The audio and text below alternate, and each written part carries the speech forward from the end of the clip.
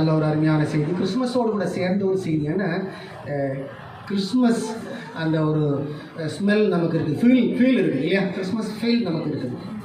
அதனால கிறிஸ்மஸோடு சேர்ந்த ஒரு செய்தி உங்களுக்கு இந்த நாளில் சொல்லப்படுகிறது. கர்த்தர் உங்கள் எல்லாரையும் ஆசீர்வதிப்பாராக.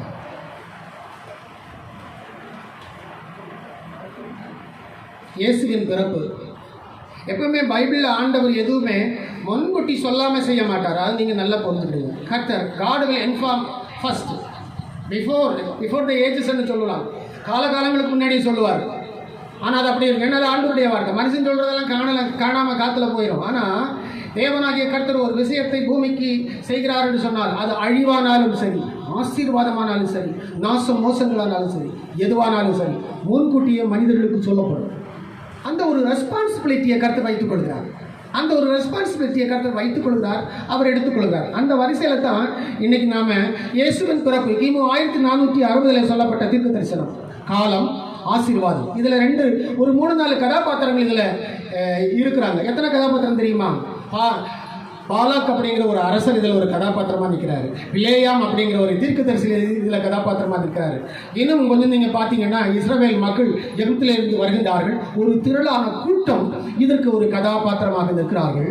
ஆக பார்த்தீங்கன்னு சொன்னால் கிறிஸ்துவனுடைய பிறப்பு விஷயம், அவருடைய ஆளுகை விஷயம் கூட அங்கே சொல்லப்பட்டது. கிமு 1460 இந்த விஷயம் சொல்லலைன்னா ரொம்ப ஆச்சரியமாக இருக்குல்ல. கிமு 1460ங்க. அப்போ தஞ்சாவூர்லாம் ஒன்றும் கிடையாது.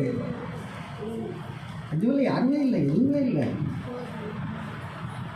அந்த ஊரும் பிராணிகள் எல்லாம் நிறைய மரங்கள் எல்லாம் இருந்திருக்கு. ஏன்னா நம்முடைய முன்னோர்கள் எல்லாம் இங்கே இருந்த மரங்கள் எல்லாம் வெட்டிக்கிட்டாங்களே, அப்படி நல்ல பெரிய மரங்கள் எல்லாம் இருந்திருக்கு. தஞ்சாவூரெல்லாம் இல்லை. ஆனால் அப்படிப்பட்ட காலங்களிலேயே நல்லா பிறப்பதற்கு முன்பதாகவே காலங்களுக்கு முன்பதாக ஒரு அறிவுக்கு எந்த அளவு ஸ்டாண்டர்டாக இருக்கு பாருங்க, எந்த அளவு துல்லியமாக இருக்கு பாருங்க. அதுதான் ரொம்ப ஆச்சரியமாக இருக்கிறது. இஸ்ரவேல் மக்கள் எகிப்திலிருந்து விடுதலையாகி வராங்க. அவங்க கிட்டத்தட்ட 800 கிலோமீட்டர் வந்துட்டாங்க. எகிப்திலிருந்து இஸ்ரேல் வரைக்கும் வரணும்னா இப்போ இருக்க கணக்கு பிரகாரம் 1200 கிலோமீட்டர். எத்தனை கிலோமீட்டர்? எகிப்திலிருந்து இஸ்ரேல் வரையும் 1200 கிலோமீட்டர் தூரம் இவங்க நடந்து தான் வரணும். 40 வருஷம் ஆகுது கிட்டத்தட்ட. அதில் ஒரு 800 கிலோமீட்டர் வந்துட்டாங்க. 800 கிலோமீட்டர் வந்த உடனே இந்த பாலாக் அப்படிங்கிற ஒரு ராஜா பார்க்குறாரு. இந்த பாலாக்கு வேற யாரும் கிடையாது. பாலாக்கு மோவாபியருடைய ஒரு ராஜா. மோவாபியர்கள் யாரு? மோவாபியர்களுடைய பிறப்பில் ஒரு கசப்பு இருக்கிறது. ஓகேயா? மோவாபியர்கள் யாரு? நோவா தாத்தாவுக்கும் நோவா தாத்தாவுடைய 2 பொண்ணுங்களுக்கும், அதாவது சோதோம் கொமோரா பட்டணத்தை கர்த்தர் அழித்த பின்பு நோவா தாத்தாவும் சோவாரிலே ஓடினார்கள். சோவாரிலே அவர்கள் ஓடி தங்களுடைய உயிரை காத்துக்கொண்டார்கள். அப்பொழுது அந்த ஆம்பளைக்கு யாருமே இல்லை. 2 பெண்கள், நோவா தாத்தாவுடைய 2 நோவா தாத்தா இல்லை, இவர் லோத்துடைய 2 பெண்கள், லோத்துடைய 2 பெண்களும் அவரும் ஒரு கதியில தங்கியிருந்தார்கள் அப்படின்னு இருக்குது. அது 19ஆம் அதிகாரம், ஆதியாகமம் 19ஆம் அதிகாரம் 20வது வசனத்தில் அங்கே இருக்கும் பாருங்க. ஒரு கதியில தங்கியிருந்தார்கள். மூத்தவள் 31வது வசனத்தை நான் பாருங்க. மூத்தவள் இளையவளை பார்த்து, நம்முடைய தகப்பன் முதிர் வயதானார், பூமி எங்கும் நடக்கிற முறையின்படி நம்மோடு கூட சேர பூமியில ஒரு புருஷனும் இல்லை. ஏன்னா அவங்க இடத்துல ஆம்பளைக்கு யாருமே இல்லாததுனால நம்முடைய தகப்பனால் சந்ததி உண்டாகும்படி அவருக்கு மதுவை குடிக்க கொடுத்து அவரோட சயனிப்போம் வா என்றாள். அப்படியே அன்று இரவில் தங்கள் தகப்பனுக்கு மதுவை குடிக்க கொடுத்தார்கள். மூத்தவள் போய் தன் தகப்பனோட சயனித்தாள். அவள் சயனித்ததையும் எழுந்திருந்ததையும் அவன் உணராதிருந்தான். மறுநாளிலே மூத்தவள் இளையவளை பார்த்து, நேற்று ராத்திரி நான் தகப்பனோட சயனித்தேன், இன்று ராத்திரியும் மதுவை குடிக்க கொடுப்போம், நம்முடைய தகப்பனார சந்ததி உண்டாகும்படி நீ போய் அவரோட சயனி என்றார். அப்படிங்கிற ஒரு சம்பவம் நடக்கிறது. அப்போ லோத்துடைய காலத்தில் இந்த லோத்துடைய 2 பிள்ளைகளுக்கு உண்டான ஒரு சந்ததி தான் இந்த மோவாபு சந்ததி. அவருடைய பிறப்பில், அதனால தான் முதல்ல பிறப்பில் ஒரு கரை இருக்கிறது. ஸோ இந்த மோவாபிய ராஜா, அன்றைக்கு அப்படி மோவாபிய ராஜா, இந்த சந்ததியிலே வளர்ந்து வந்தவர் தான் ஒரு மோவாபிய ராஜா. அந்த மோவாபிய ராஜா பாலாக்குங்கிறவர் இந்த இஸ்ரேல் ஜனம் ஒரு 800 கிலோமீட்டர் நடந்து வந்து அவங்க அந்த மோவாபிய வனாந்தரத்துக்கு பக்கத்தில், மோவாப் தேசம் இன்னைக்கு எங்கே இருக்குன்னு உங்களுக்கு சொல்லலாம். மோவாப்ங்கிற ஊர், அந்த மோவாப்ங்கிற பேர் தான் இல்லை, ஜோர்டான் நாடு இருக்குது பார்த்தீங்களா. இப்போ நீங்கள் வீட்டில் போய் ஸ்கெட்ச் பார்த்து ஜோர்டான் நாடுடைய பாதி பகுதி மோவாப், ஜோர்டான் இருக்குது. கிபி 500 காலங்களில் 500 600 காலங்களில் மோவாபியர்கள் இருந்தார்கள். கிபி 200 காலங்களில் முக்கால்வாசி அழிஞ்சிட்டாங்க. மீதி ஒரு 25% இருந்தவங்க அரேபியர்களால் முஸ்லீம்களாக மாற்றப்பட்டார்கள். ஏன்னா முஸ்லீம்களாக மாற்றப்பட்டு இன்னைக்கு ஜோர்டானியர்கள் அப்படிங்கிற பெயரில் அந்த சந்ததி இருக்குது இன்னைக்கு. ஏன்னா ஒரு தயவு ஆண்டவர் கொடுத்துருக்காரு. அதான் கடைசியாக சொல்கிறார், மோவாபியர்களுக்கு ஆண்டவர் ஒரு தயவை கொடுத்துக்கிறாரு. முற்றிலும் அழிக்க மாட்டேன் அப்படின்னு ஆண்டவர் வாக்கு கொடுத்தபடினால அவங்க இன்னைக்கு ஜோர்டானியர்களாக இருக்கிறார்கள். இதுதான் வரலாறு. ஓகே. அப்போ இந்த பாலாக்குக்கு ஒரு பயம். ஏன்னா இவர்கள் வர வழியிலேயே ஆல்ரெடி செங்கடலை பொழந்துட்டாங்க. செங்கடலை பொழந்து வராங்க. எகிப்து என்ன பண்ணிட்டாங்க, 10 விதமான வாதைகளை ஆண்டவர் அனுப்பி மோசையை கொண்டு எகிப்தில் தலைப்பிள்ளை சங்காரம் முதற்கொண்டு எல்லாவற்றையும் செய்து ரொம்ப என்ன பண்ணுகிறார்கள், ரொம்ப ஒரு கம்பீரத்தோடு அவர்கள் வந்து கொண்டிருக்கிறார்கள். அதனால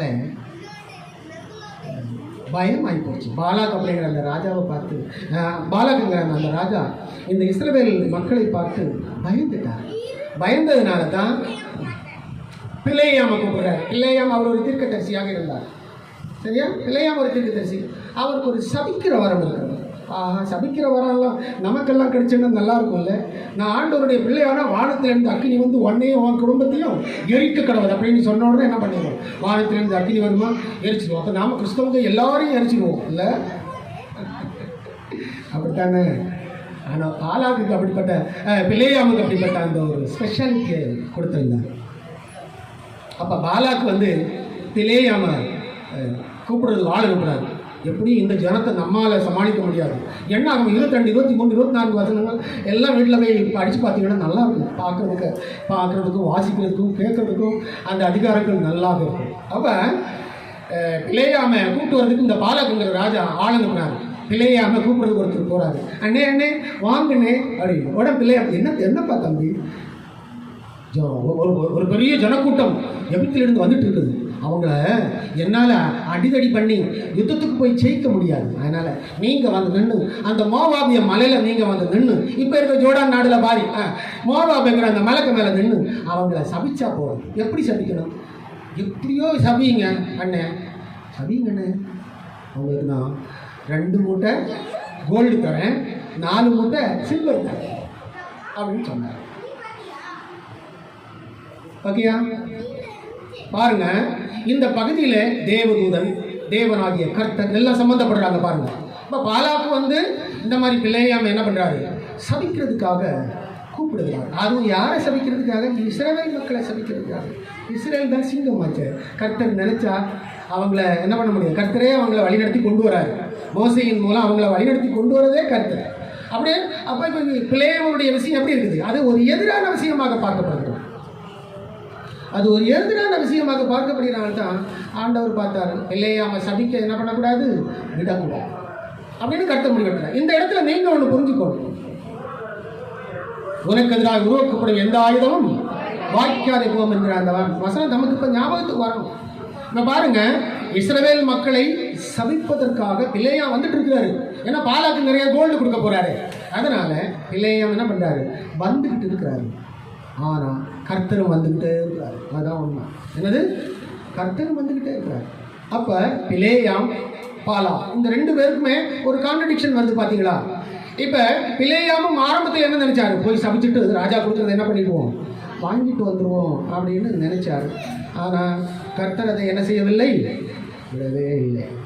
கர்த்தர் அதை என்ன செய்யல, விடவே இல்லை. நம்ம என்னாகும் 24ஆம் அதிகாரம் 1ல் பார்த்தோம்னு சொன்னா, இரவிலே கர்த்தருடைய தூதன் வந்து 22ஆம் அதிகாரம் 20ஆம் வசனம், இரவிலே கர்த்தருடைய தூதன் வந்து பிலேயாமுக்கு எச்சரிக்கிறாரு. அவங்கள சபிக்கிற வேலையெல்லாம் வச்சுக்காது, நீ சபிச்சா உன்னை கொண்டுருவேன் அப்படின்னு ஆண்டவர் சொல்றாரு.